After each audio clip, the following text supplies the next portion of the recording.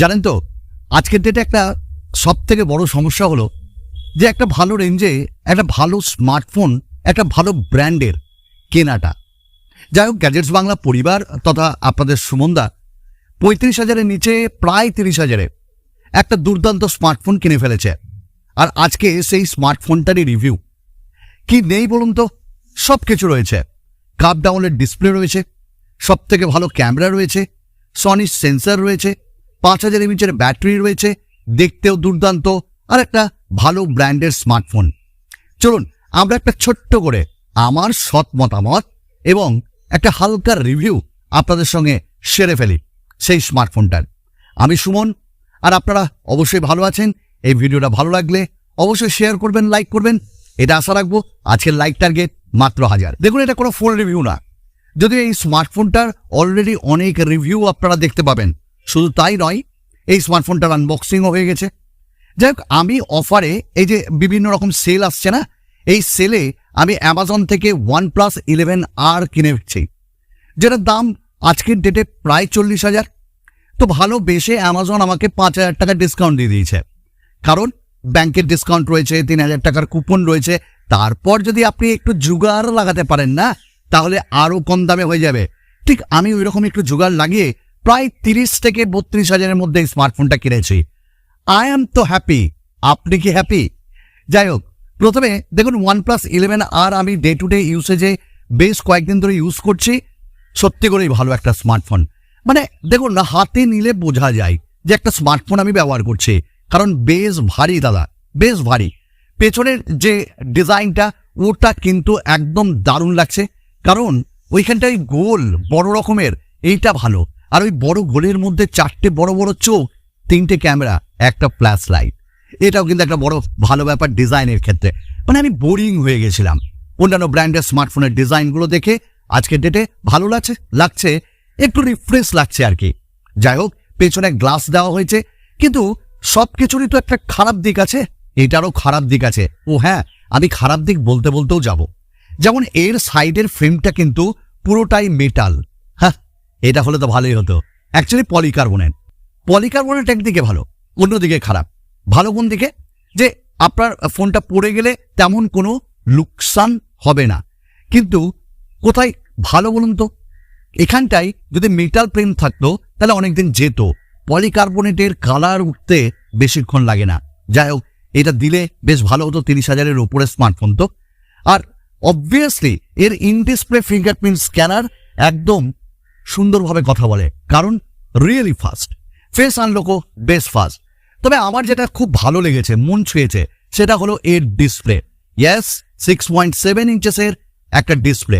আর ডিসপ্লেতে HDR10+ রয়েছে, 120 Hz refresh rate রয়েছে, 1450 নিট পিক ব্রাইটনেস হয়েছে, গরিলা গ্লাস বাবার আশীর্বাদ আছে। কিন্তু ডিসপ্লেটা কার্ড, কন্টেন্ট দেখতে গেলে ভালো লাগছে। হ্যাঁ, HDR10-এরও সাপোর্ট রয়েছে। তো আমরা যখন আউটডোর এবং ইনডোরে ইউজ করেছি বেশ ভালো লেগেছে, কোনো সমস্যা হয়নি। আমি আউটডোরেই আছি, আমি প্রত্যেকটা জিনিস কিন্তু দেখতে পাচ্ছি। তো এক কথায় এর ডিসপ্লে খুবই ভালো এবং বেজেললেস বললেই চলে, কারণ তেমন কোনো চিহ্ন এখানে আমরা দেখিনি।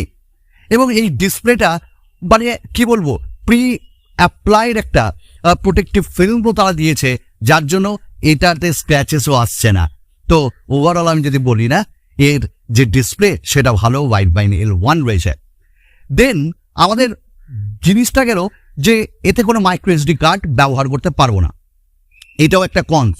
8GB 128GB ভ্যারিয়েন্ট যেটা আমাদের কাছে রয়েছে, বেশ সস্তায় পেয়েছি। Yes, it's a 5G phone. আর 5G ফোন মানে এতে কটা ব্যান্ড রয়েছে, প্রায় 9টার উপরে ব্যান্ড রয়েছে 5Gর। মানে দিল খুশ করে দিবে, আপনি অনেক দিন ইউজ করুন, সেটা কোনো ব্যাপার না। আবার ঠিক 5G ইউজ করতে করতে তার স্পিড বলুন, নেটওয়ার্কের স্পিড বলুন, ওয়াইফাই স্পিড বলুন, সব কিছু আমরা দুর্দান্ত পেয়েছি। কল কোয়ালিটি টান, কারণ একটু দামি স্মার্টফোন। তবে অ্যালার্ট স্লাইডার বাটনটাও তারা দিয়েছে। আমি রিং থেকে ভাইব্রেট থেকে সাইলেন্ট সব কিছুই করতে পেরেছি, ভালো লেগেছে। এবার কথা হলো যে এতে UFS 3.1 স্টোরেজ টাইপ রয়েছে। আমরা 8GB র্যাম পাচ্ছি, LPDDR4X র্যামও পেয়ে যাচ্ছি, না 5X। এবং একই সাথে আমরা এখানে প্রসেসর স্ন্যাপড্রাগনের 8+Gen1 পাচ্ছি। এবার এর যে স্পিড, এর যে পারফরমেন্স, ওটা ভালো। আর এটা কোনোভাবেই হিট হচ্ছে না, এটা আমার ভালো লেগেছে। হিটিং ফোন আমার একদম পছন্দ না। তো যাই হোক, এর performance day to day usage নিয়ে কোনো কথা বলবো না। আর যারা হেভি ইউজার না আমার মতন, এই এডিটিং ফেডিটিং করে, একটু বিজিএমআই খেলে নেয়, একটু ইউটিউব করে, একটু ফেসবুক করে, টুইটার করে, সব কিছু নিয়ে এটা আপনার পারফরমেন্স দারুণ দেবে এবং র্যাম ম্যানেজমেন্টও খুবই সুন্দর। এবার কথা হলো যে এই স্মার্টফোনটার আরেকটা ফ্ল আমাদের লেগেছে ক্যামেরায়। 8 মেগাপিক্সেলের আল্ট্রা ওয়াইড কেন? এখানটায় যদি 12 মেগাপিক্সেল 13 মেগাপিক্সেল দেওয়া যেত তাহলে বেটার হতো। যাই হোক, 50 মেগাপিক্সেলের যে মেইন সেন্সার সনির দিয়ে, সেইটা কিন্তু দুর্দান্ত ছবি উঠাচ্ছে। এটা আমি একদমই না করব না, দারুণ ছবি উঠাচ্ছে। এবং এরই সাথে 8 মেগাপিক্সেলের আল্ট্রা ওয়াইড, অসাধারণ বলবো না, ঠিকঠাক। তবে 50 মেগাপিক্সেলের ক্যামেরায় শার্পনেস রয়েছে, ভাইব্রেন্ট কালার রয়েছে, ন্যাচারাল একটু লাগবে, আবার একটু বুস্ট কালারও লাগবে, সব মিলিয়ে অসাধারণ। আবার এখানটায় আমরা একটু হালকা করে ম্যাক্রো লেন্সও পাচ্ছি, ওটা কোনো কাজের না। তবে সামনে আমরা পেয়ে যাচ্ছি 16 মেগাপিক্সেলের ক্যামেরা, তারও পারফরমেন্স বেশ ভালো, তারও কোয়ালিটি বেশ ভালো। কিন্তু 4K ভিডিও রেকর্ডিং মাত্র পেছনের ক্যামেরা দিয়ে করতে পারবো 30 এবং 60 FPS-এ, কিন্তু সামনেতে ওই ফুল এইচডিতেই আমাদেরকে থাকতে হবে। এটাও তো আমাদের কনস লেগেছে। আবার এই স্মার্টফোনের ক্যামেরা নিয়ে কোনো প্রশ্ন যেমন হবে না, তেমন এই ভিডিওতে একটু প্রশ্ন উঠেছে আমার দিক থেকে। আবার প্রত্যেক মোডে ভিডিও রেকর্ডিংও হয়ে যাচ্ছে। 5000 mAh ব্যাটারি, 100 ওয়াটের ফাস্ট চার্জার, চার্জিং স্পিড দুর্দান্ত এবং বেশিক্ষণ সময় নিচ্ছে না। 5000 mAh ব্যাটারি ডেফিনেটলি দারুণ পারফরমেন্স দিচ্ছে। আমরা হেভি ইউজ করেছি, আমরা গেম খেলেছি, ইউটিউবে দেখেছি ভিডিও, মুভিজ দেখেছি, আবার ফেসবুক করেছি, ইনস্টাগ্রাম করেছি টুইটার, অনেক কিছু এডিটিংও করেছি। স্ক্রিন অন টাইমও দারুণ পেয়েছে 8 ঘন্টার ওপরে। তো এক কথায় ব্যাটারি ব্যাকআপ খুবই সুন্দর। ইউএসবি টাইপ সি পোর্ট আছে, ডুয়াল স্পিকার রয়েছে, ডুয়াল স্পিকারের সাউন্ড কোয়ালিটি ডলবির জন্য দুর্দান্ত। এখানে কোনো কিছু ভাবে আমি কিচ্ছু বলবো না অ্যাকচুয়ালি। আর আরেকটা কথা, 3.5mm জ্যাক নেই, এটা একটু মারাত্মকভাবে আমার খারাপ লেগেছে। কনস, কোনো মাইক্রো এসডি কার্ড ব্যবহার করতে পারবো না, কনস। আবার এই স্মার্টফোনে 8 মেগাপিক্সেলের আল্ট্রা ওয়াইড, কনস। এবং সাইডে যে ফ্রেমটা ওটা পলিকার্বনেটের, ওটাও কনস। অক্সিজেন OS 13 নামেই মানে রিয়েলমিরই OS দেওয়া আছে। আর এখানটায় অ্যান্ড্রয়েড 13 রয়েছে, ভালো আপডেট OnePlus প্রোভাইড করবে এবং OnePlus প্রোভাইডও করে। তবে এতে গ্রিন লাইন ইস্যু নেই দাদা, এইটা নিয়ে আমার একটা প্রবলেম ব্যাপার ছিল, তো গ্রিন লাইন ইস্যু এতে নেই। সব মিলে আমরা একটা কথাই বলবো যে OnePlus এর 11R আজকের ডেটে একদম কিনতে পারেন চোখ বন্ধ করে, আন্ডার 35,000-এ, অফার দিয়ে 30,000-এ। অসাধারণ। বাকিটা আপনাদের উপর ছেড়ে দিলাম। আচ্ছা, কোনো পয়েন্ট মিস করিনি তো? যাই হোক, মিস করলে নেক্সট ভিডিওতে কভার করে নেব।